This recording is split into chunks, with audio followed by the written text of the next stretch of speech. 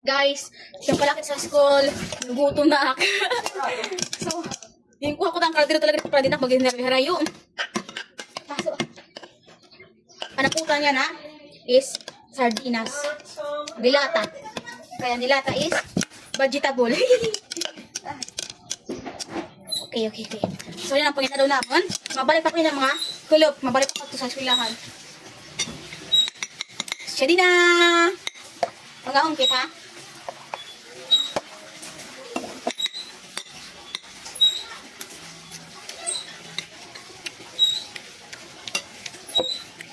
Mabalik na dyan ko na.